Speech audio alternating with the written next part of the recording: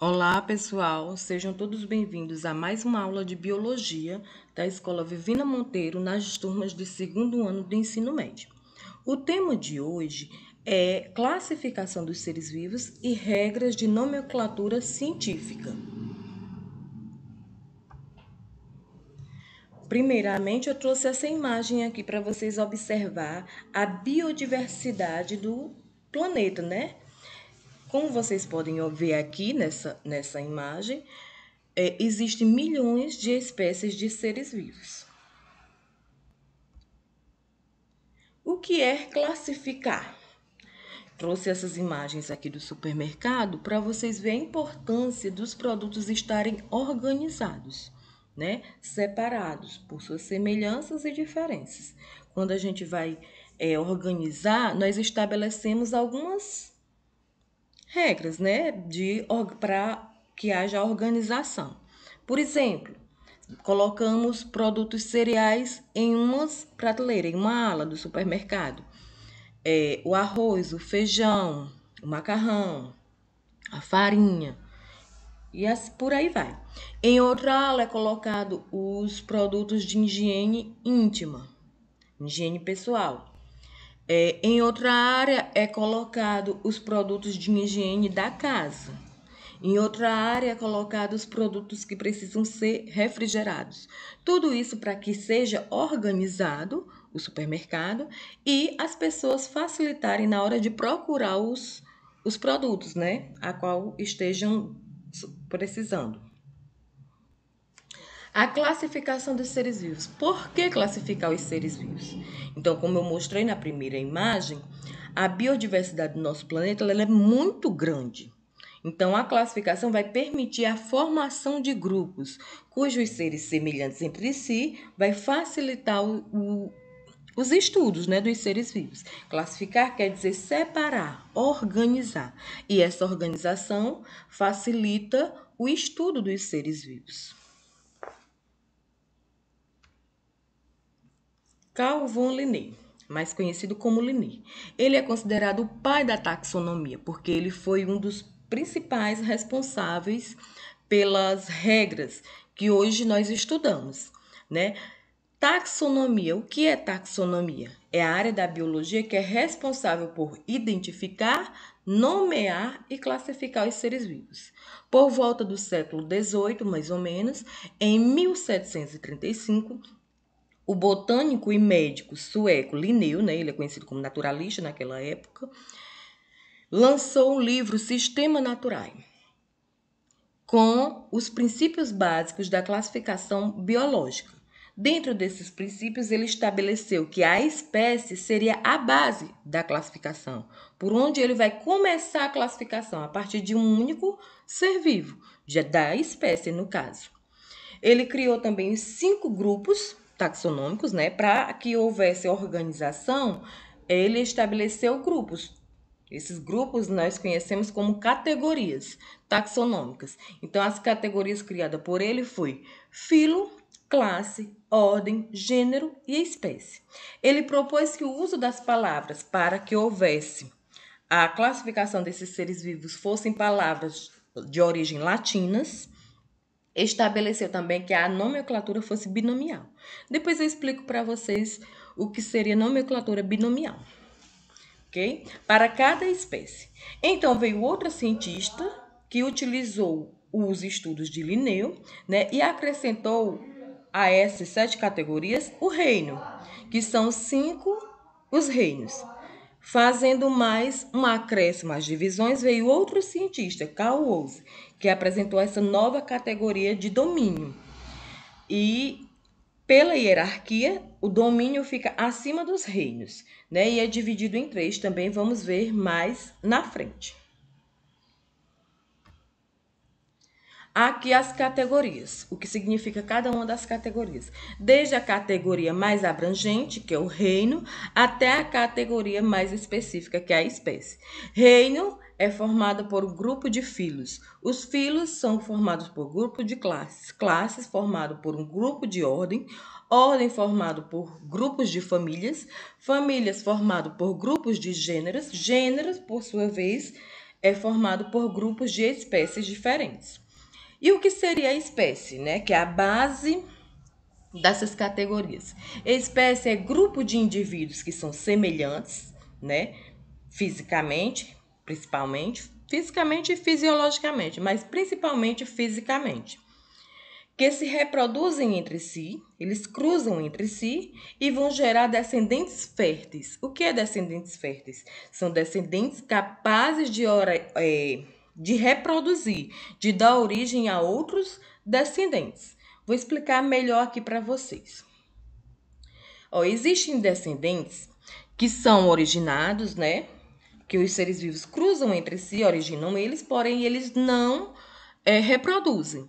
No exemplo, os seres vivos híbridos. O que é um ser vivo híbrido? Que ele é formado a partir de duas espécies diferentes. Aqui temos o jumento, Equus asinus, que é o nome científico, e aqui o Equus calabus, que é o nome científico também do cavalo e égua. Ao cruzar o jumento, que é o macho, com a égua, vai formar o burro ou a mula. Ao cruzar o cavalo com a jumenta, vai formar o bardoto ou bardota. Aqui, mostrando para vocês o cruzamento de uma égua, fêmea, com um jumento, também chamado jegue ou asno, né? Vai formar, dar origem, eles vão reproduzir, vão dar origem a animais híbridos. O que é animais híbridos? Já falei para vocês. Originados de espécies diferentes. Por que eles são formados de espécies diferentes? Porque esses animais aqui, eles não possuem capacidade de reproduzir. Então, a mula ou o burro, ele não reproduz. Então, eles são originados de espécie diferente. Só pertencem à mesma espécie se os descendentes possuírem capacidade de reprodução.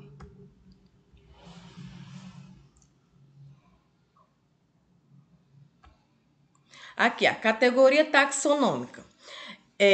Existem várias categorias taxonômicas. Nós vamos falar aqui da menos abrangente para a mais abrangente.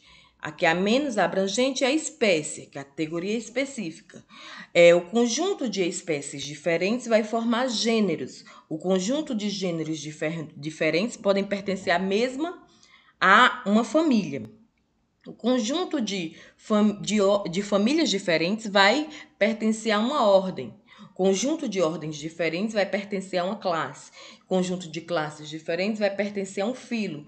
Conjunto de filos vai pertencer ao reino, né? Então, a categoria mais abrangente e a categoria menos abrangente. Quando eu falar para vocês as categorias em ordem crescente. Então, em ordem crescente é da menor categoria, da menos abrangente, para a categoria maior, mais abrangente. Então, em ordem crescente, espécie, gênero, família, ordem, classe, filo e reino. Em ordem decrescente, da mais abrangente, da categoria maior, para a categoria menos abrangente, que é a espécie. Então, reino, em ordem decrescente, reino, filo, classe, ordem, família, gênero e espécie. Para vocês compreenderem melhor, entender melhor essas categorias, vamos observar aqui esse quadro. Aqui o reino animal. Dentro do reino animal, vocês vão ver aqui vários animais, desde aqueles que possuem ossos e os que não têm ossos, os terrestres, os aquáticos, então todos os animais, todas as categorias, aqui dentro do reino animal. Aqui o filo cordato, vocês vão ver que já saíram alguns animais, aqui tá só os cortados. Aqui o subfilo vertebrados, vertebrados é os que possuem ossos, coluna vertebral. Aqui você vê que já saiu os que não possuem ossos. Aqui a classe mamália, então aqui já diminuiu, né, o grau de especificidade. Então a categoria aqui é só dos seres vivos que possuem glândulas mamárias. Aqui da ordem carnívora, só os seres vivos carnívoros, os animais carnívoros. Família Canidae, então só a família que pertence ao grupo Canidae, a família Canidae. Gênero, só do gênero Canis.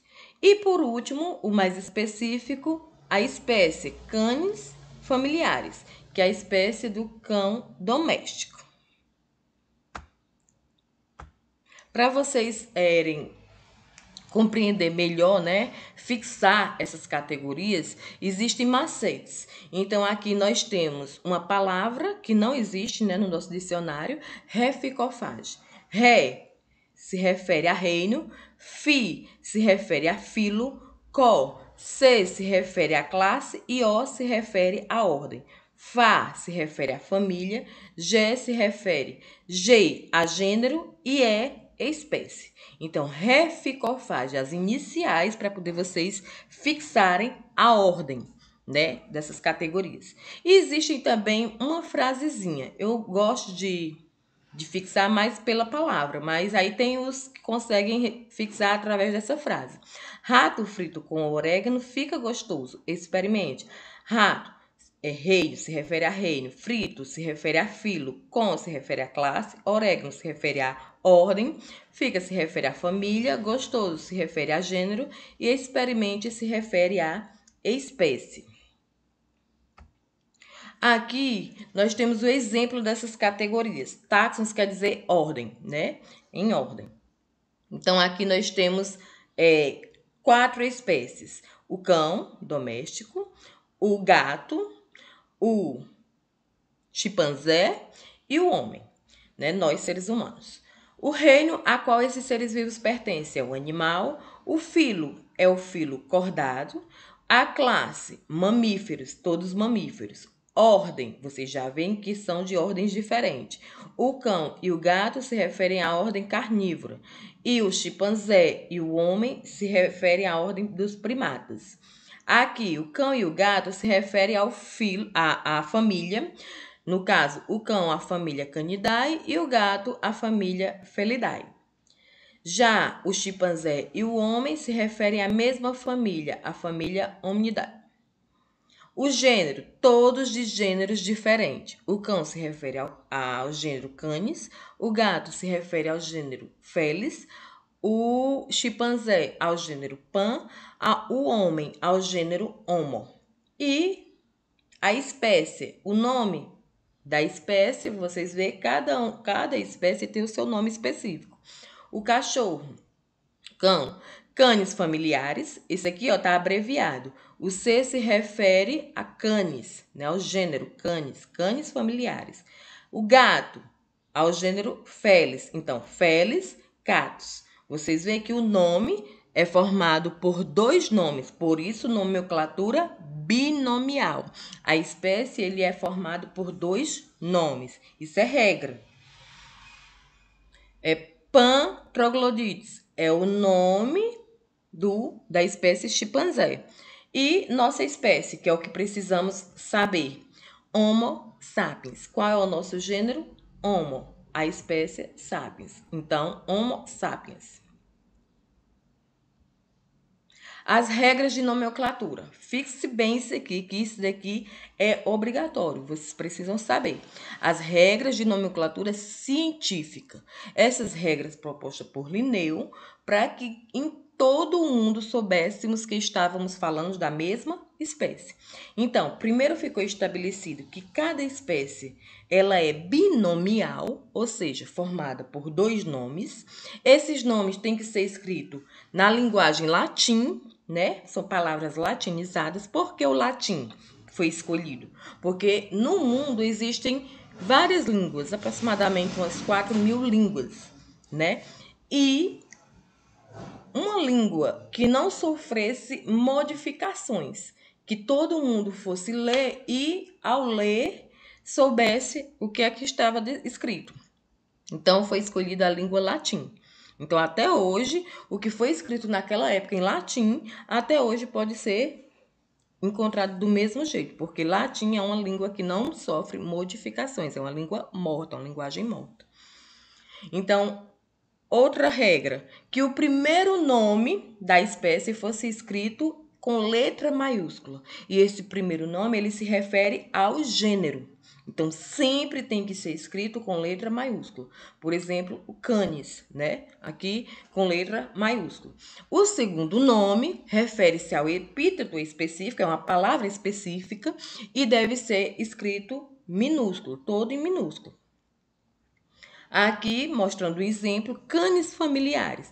Como vocês veem aí, ó, a palavra binomial, com dois nomes, escrito em latim, e se refere ao cão doméstico, a espécie do cão doméstico. O primeiro nome escrito com letra maiúscula, que é o gênero, e o segundo nome, epíteto específico, com letra minúscula. Então, vocês veem que só a primeira letra é maiúscula.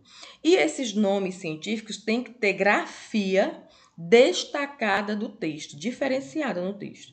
Negrito, itálico ou grifado. Outro exemplo aqui, ó. Zier maias é o nome do milho. Zier é gênero e maias, milho, epíteto específico. Então, a espécie do milho é escrito em latim Zier maias, nome científico. Aqui, outro exemplo, né? Linneu deu. Aqui temos a onça e o leão. Refere-se ao mesmo gênero, gênero Panthera, mas são espécies diferentes. Panthera leo, que significa a espécie do leão, e Panthera onça, que significa a espécie da onça.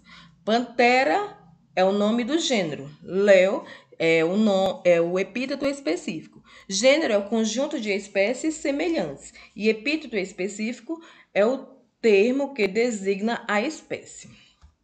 Aqui foi o cientista, em 1990, o Owsley, que sugeriu que fosse criado mais um nível taxonômico. E esse nível estaria acima dos reinos, que é os domínios. Então, temos 3 domínios. O domínio das bactérias, que é eubactéria, do reino das eubactérias. Arquea, que é o domínio das arqueabactérias. E Eucária, que é os outros reinos. Reino Animalia, reino Fungi, reino Plantae e reino Protista ou Proctotista. A importância, então, da taxonomia. Então, a taxonomia é uma área da biologia que surgiu como uma espécie de facilitador, para facilitar, para ajudar a descrever e facilitar o estudo dos seres vivos, o que foi de grande importância para a ciência como um todo, já que a partir das divisões feitas, eventualmente, avanços e melhorias surgiram, tanto na qualidade de vida humana, quanto no estudo, né, de todos os outros seres. Pronto, pessoal, por hoje é só. Até a próxima aula. Vocês vão fazer uma atividade que vai ficar no aplicativo da escola. Tchau, até a próxima.